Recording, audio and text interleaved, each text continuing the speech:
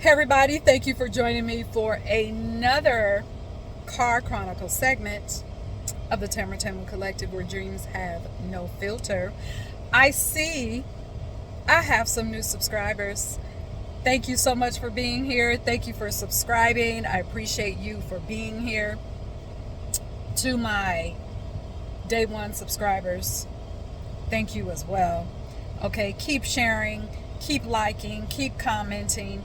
It does help the channel. Okay, it just does. So I should probably call this brief Car Chronicles segment, I should probably call it Money Chronicles. But anyway, let's get into it. So I did a reel yesterday about money, and the base of the video, or the root of the video, got into how we identify with ourselves, who we identify as, what we identify as. It affects how we view everything. In this case, money. It affects our experiences with money, and whether or not we identify with being an abundant being, which is the truth of who we are, or if we identify with scarcity or lack. And here's the thing. What prompted this, even my reel from yesterday, is that I've seen, and it just keeps coming up, and I don't know if anyone else has noticed it, but you have, many business owners who use different platforms. We'll stick with social media in this case. They give tips, they give advice, all the way from fashion to music to art, anything. Okay, it's just across the board.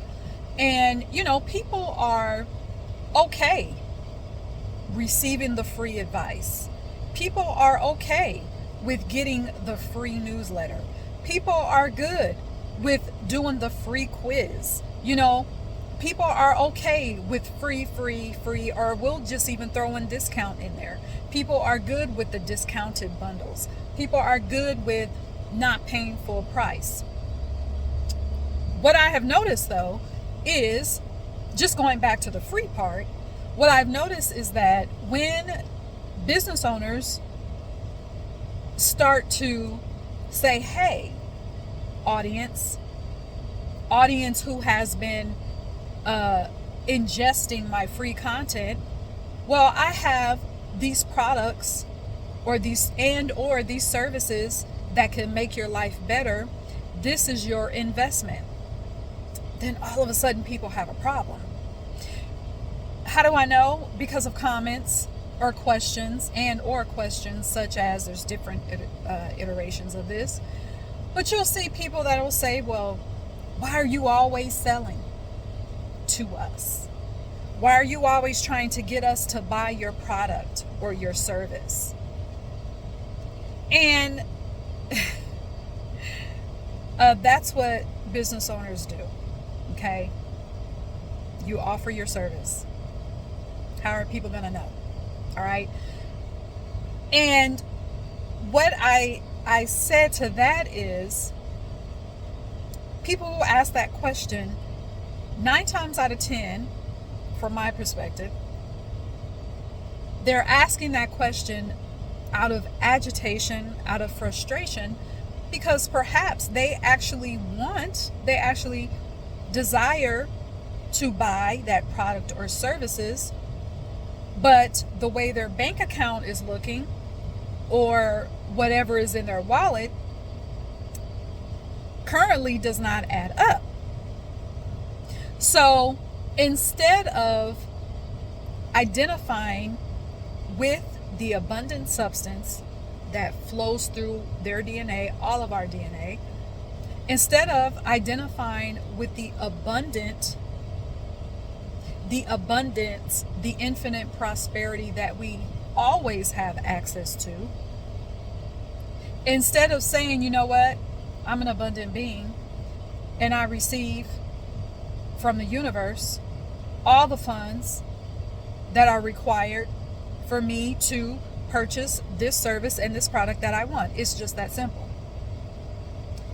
Versus identifying with lack and being agitated, because that agitation is coming from lack. It's coming from the idea subconsciously, the idea of, well, I just don't have enough. I'm not going to have enough. There isn't enough. And then all of a sudden you're on this, that person is on this spiral. That's what happens when you identify with lack, when lack becomes a part of your identity. Well, on that reel that I did, someone posted a comment saying, this video probably went over a lot of people's heads.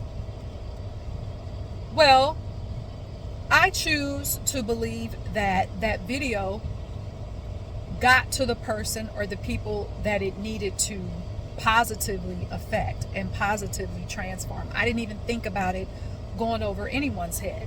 But I looked at that comment, I thought, this is very interesting, because then that brings up the idea of, well, what if a person is identifying with lack and they don't know? That question then leads to the next point about when it comes to the programming that almost immediately starts when we come into this world. That influences our experiences from childhood, teenage, adult, and beyond. It influences, that programming influences all of that, all of those experiences. Sometimes that's difficult to hear, but it just does. But the beautiful part of that is that we can reconnect to that power source that has always been there through the programming of our childhood, teenage years, adulthood. We can reconnect, re-identify with the truth of who we are. We can tap into that power and start to, number one, reprogram our subconscious. Number two, regardless of how we feel, we can start to speak and say out loud, well, you know what? I've identified with lack in the past. What I have experienced is from that identity, but I no longer agree with that identity. I know that I'm abundant. You may not even feel the truth of that, but here's the thing, you don't have to. All you have to say is, this is what I identify as now. I'm an abundant being. That's who I know myself to be. I've always been that. And you can begin, the reprogramming starts as soon as you say that. As soon as you say that. So you have people, going back to what I just said, I just kind of went off to a tangent. But going back to, people who don't know that they are identifying with lack, you have to be willing to look at what you have experienced with money. Since you're talking about money, I'm going to keep it at I'm going to keep talking about money. I'm talking about money here. I went through that, and I started seeing the same cycles of money experiences happening over and over. It was a loop, and I didn't know anything about reprogramming this or the subconscious mind and all that. I didn't know about any of that, but I had to say, wait a minute, something's going on here. And so sometimes it's just for those people that don't know, you have to just be tired of seeing the same thing over and over again. And where that can get tricky is that when you've identified with something for so long, to even step outside of that loop and just to observe and say, wait a minute, something's not right here. Why do I keep having the same experiences with money? That can be uncomfortable, because you can get comfortable with being uncomfortable. you can get comfortable with being uncomfortable, so you won't even allow yourself to ask those questions. And so going back to what I said about identifying or going back to the reprogramming and just seeing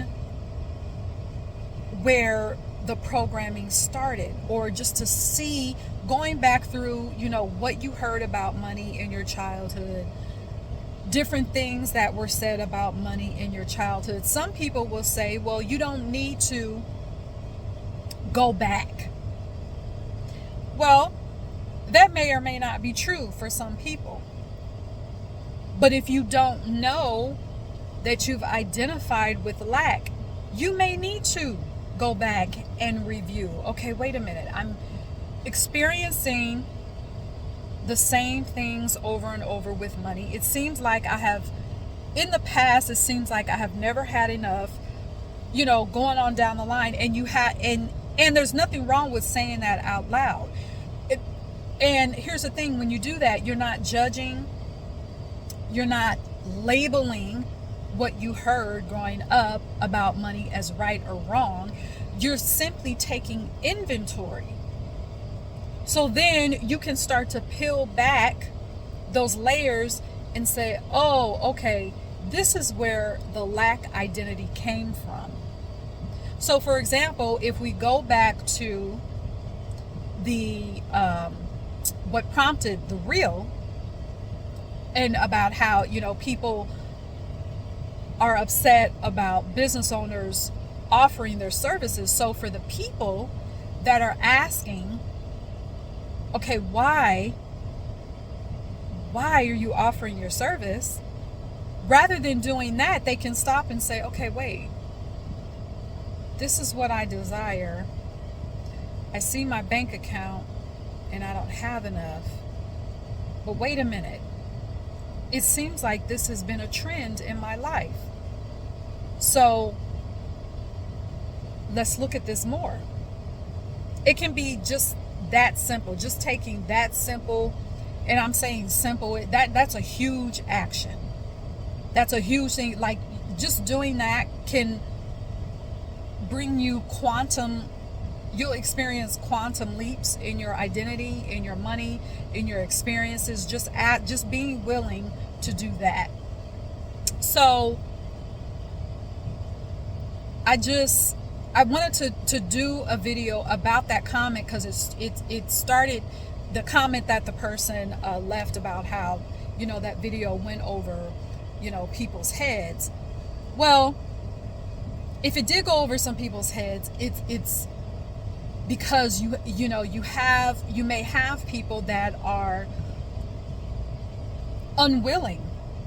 It may be hard for a person to just stop and say, okay, wait a minute, why is this happening?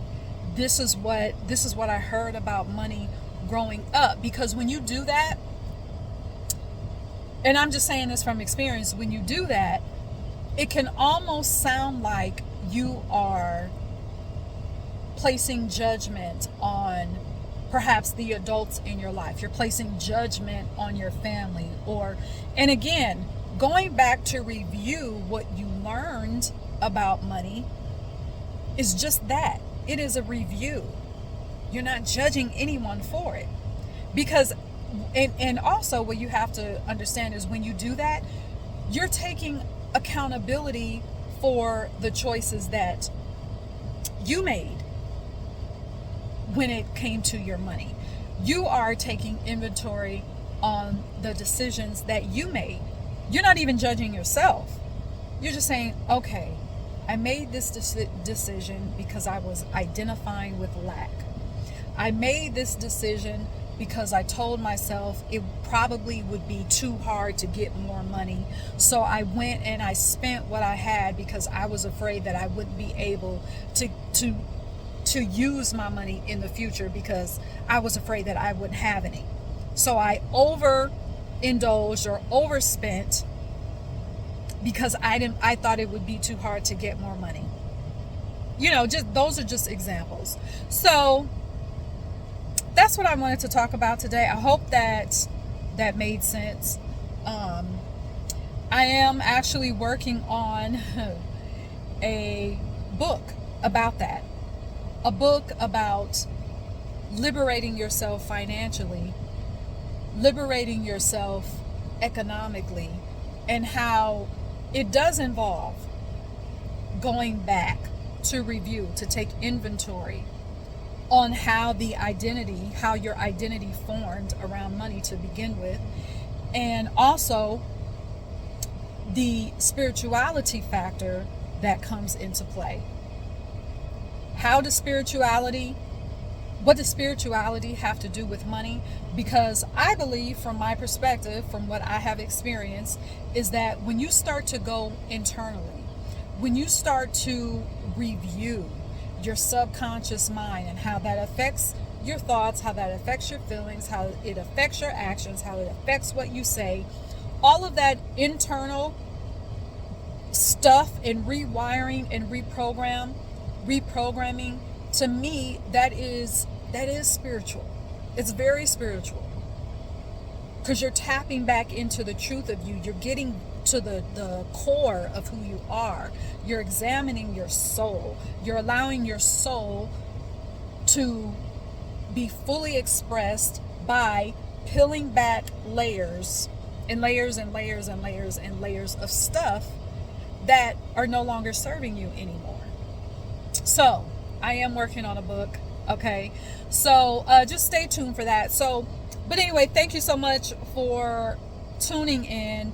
Thank you for being a subscriber. Share this video, share my channel, and if you have any questions about money, if you have any questions about the subconscious, if you have any questions about spirituality, put them in the comments.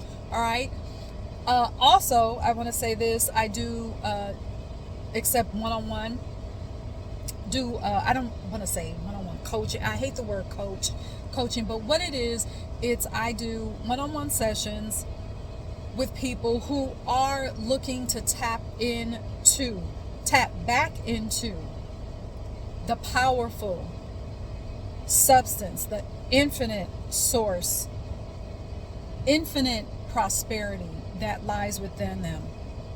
And you're looking to just allow that to be expressed, to allow that to be unleashed in your life so that you can experience the life that you really desire. These are transformative sessions. They are 75 minutes. And the link to schedule an appointment is in the description. So take a look at that. Go to my website, Iconic by Tamu. You will see my art. You will see my wall art. You will see my hand-painted apparel. You will see my fiction and nonfiction books that I've written. All right, that's me. Okay, thank you again for listening, and until next time, cheers.